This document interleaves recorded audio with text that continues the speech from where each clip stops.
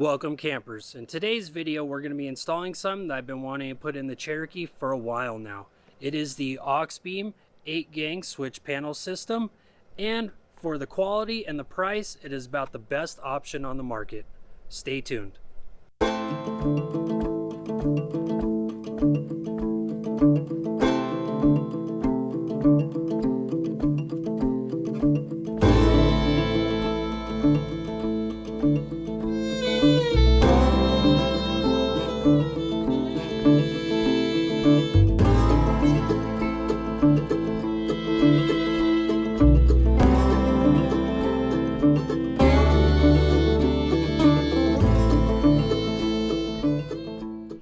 So before we install it, we're going to open up the package and see what it comes with.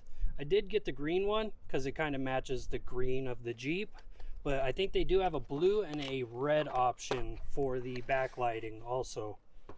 As we open it up, it comes with what's included with it, everything in there. If you guys want to pause the video and screenshot that or to read it, that's what it comes with. Then it comes with all the stickers that go onto the switch panel, which it is the 8-gang and has the plug on the back for it. Then right here is the switch assembly. Inside here, it has the channel for the wires to come through, so it fully protects it with the cover. Then it is labeled with all of the fuses and the sizes. That is the power and the ground, and then I think this is the accessory plug, and then that is the plug that goes, the wire comes from here and it pigtails onto these switches. And then it does come with a extra switches and a tool to help remove the old ones. And from there, it does come with a inline breaker, a circuit breaker that you can that you hook up from your battery. You hook the positive from the battery to there, then you run from there to the positive on the switch assembly. So that's awesome. It includes that, so you don't burn up the system whatsoever. And then it does come with leads.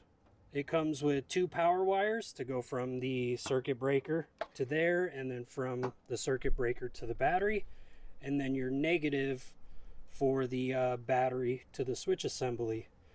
I did open this up once I got it to just check out the leads, and I needed bigger leads because where the location is far. The location where I'm installing it is far away from the battery.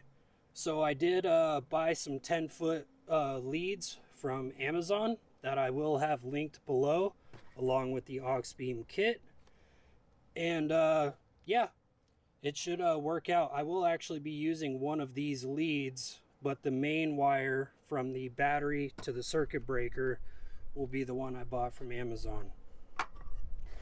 Then from there, it comes with the bracket that goes onto the back of the switches. And with my style of XJ, the 96, I have an awesome location on where I'm going to install the switches. That'll make it look really, really clean. So with everybody with the same interior style of Cherokee that I have, it should work out perfect for you. Then it just comes with the power harness and the connectors. This is all the hardware that goes for the kit. Comes with an Allen wrench. And then here is the pigtail that goes from the switch assembly to the back of the switch itself. And then from there, it has some extra brackets and everything. And a Jeep's best friend comes with a bunch of zip ties too. And then underneath the packaging of the box, it comes with some extra brackets for wherever you're going to install it. In today's video, I'm going to be using this bracket just from where I'm installing it underneath the hood. this is the best option for me. Now that we have unboxed it and see that everything's good, let's get to installing it. So this is the bracket I'm going to use. I'm actually going to install it about right there with a couple self tappers, and that will be the first step. And then from there, we're going to run some wires. All right, got a couple self tappers in there. This bracket isn't going anywhere. And before anyone comments down below, I did put the bracket in place. I set the switch box on top and I shut the hood real slowly, and we do not have any clearance issues. Everything works out perfect. I really like the adjustability of it. If you want it really close or far away, wherever you're at, we're going to pick right in the middle, so leave a good gap on this side, and then if I need to do anything with the battery, it leaves it open. So one thing I would want them to change is the Phillips head screw. I wish it was just like a 10 mil or something like that. It would be a lot easier, and you could really put some torque on it to tighten it down, so this thing would never loosen up over time. But we're going to get those screwed on, pop the top off, and then start running the power and the ground to it.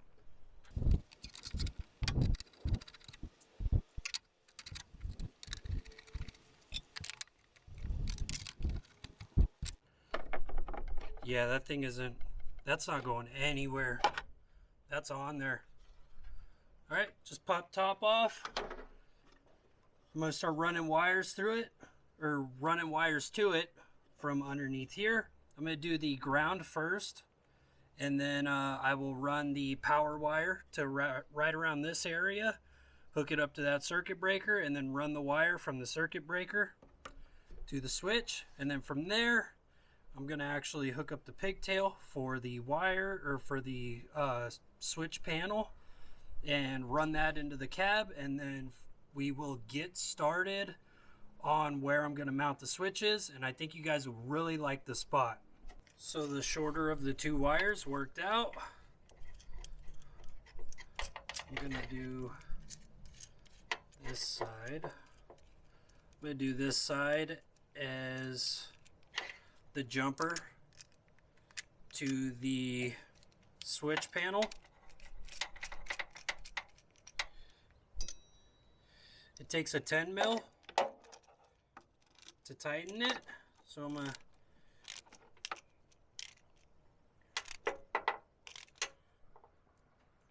crank that on there. That'll be the last time that comes off.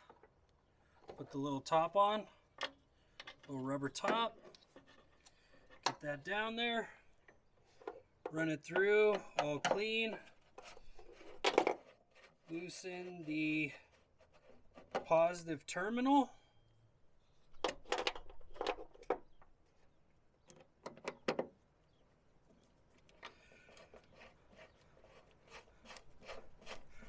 honestly, I've been looking at this kit for years now on putting it in the Jeep, just to have a cleaner look on the inside of the cab and have everything focused to one area wiring wise. So I have the power from the battery hooked up. I thought this was aluminum or some type of metal, but I guess it was just a hard plastic. As I was tightening the lug on there, or the power wire from the battery, kind of broke it. So what I'm going to do, just take it, set it there on the stud. It should hold it in place pretty well. If not, I mean, it doesn't have a lot of freedom to move around and touch anything or cause any damage. So just be careful, you guys. So now that I have the negative connected, I looped up the negative wire, the excess of the negative and the excess of the positive, and having it tucked right in there should be perfect.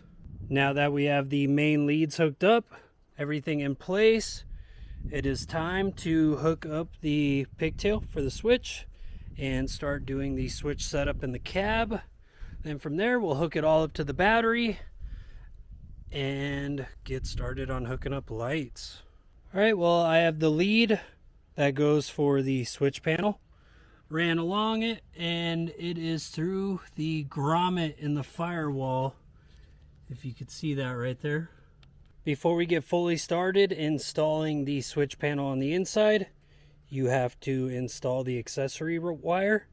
So you guys with the Cherokees, I'll show you what I did to hook this up. The accessory wire is for the panel to turn off and on when you start the battery, so you don't, or when you start the vehicle, so it doesn't stay on constantly with the power in the ground and drain your battery. So how this plug is set up is it's like a piggyback. You plug this end into a mini fuse, and then the fuse that was in its place you put in the empty slot on there, so it's like it was never pulled out.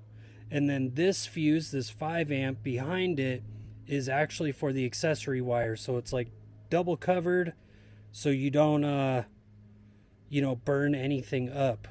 I know it's kind of weird, but I did test it.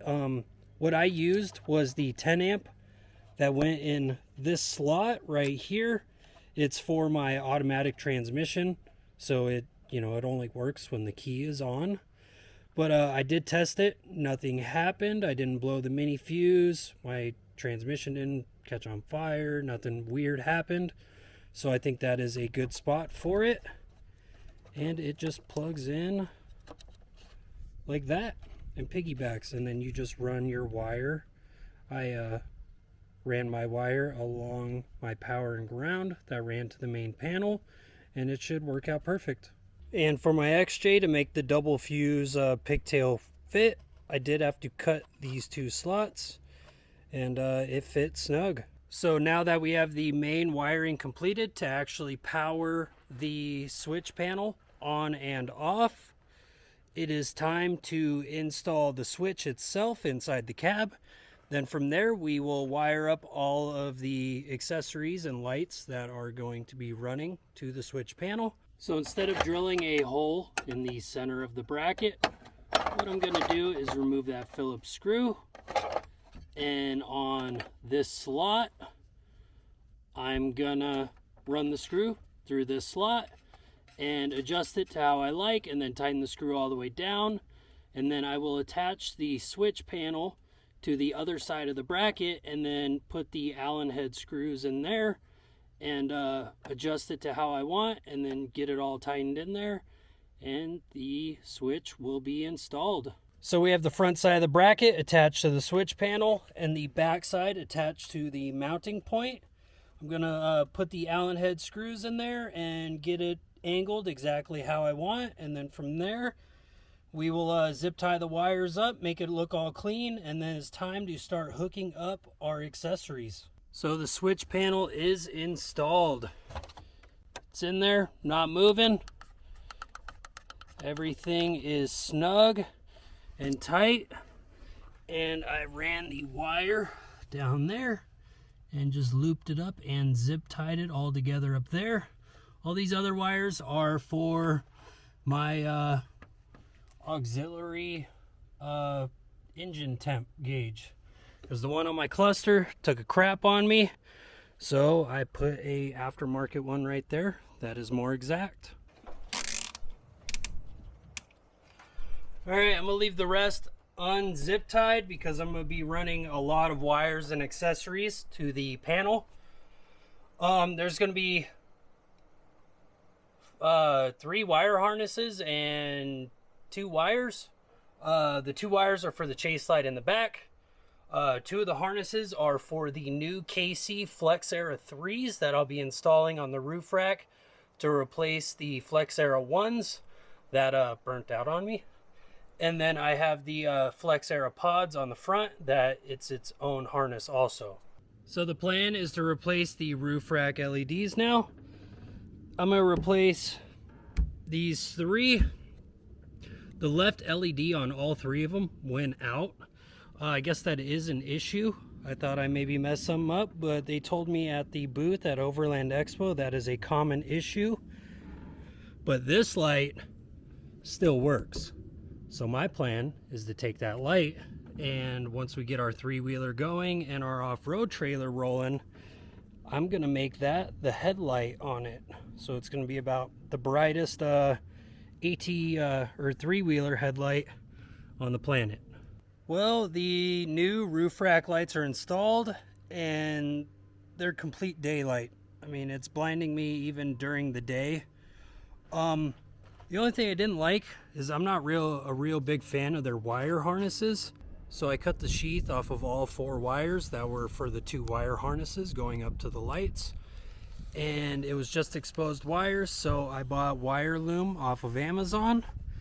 And I put all of the exposed wires in the wire loom and then completely wrapped it with electrical tape. And it is a lot cleaner than how it was before. It was honestly 4 giant bundled wires that were tucked underneath, and it didn't look as clean as this. I mean, this isn't pretty, but it was better than how it was before. Now that we have the bumper lights and the roof rack lights installed, I'm gonna have to run the wiring for the chase light in the rear. Pretty much I'm just gonna have to run a positive and negative from the chase light all the way through the interior of the Jeep, back through the tail light, all the way up front, out the firewall, and poke it out to the part on the switch panel that it will lead to. So since I had to set up the second set of roof lights onto here, I'm gonna put a second sticker, so both of these will be roof lights, or I'll just write roof on there. But everything is hooked up completely, so let's test it out. We'll do the lights on the front bumper first. Now let's do the roof lights. First set, second set, and last but not least, the chase light. All right, you guys, just to let you know, this project took about a day and a half to do everything.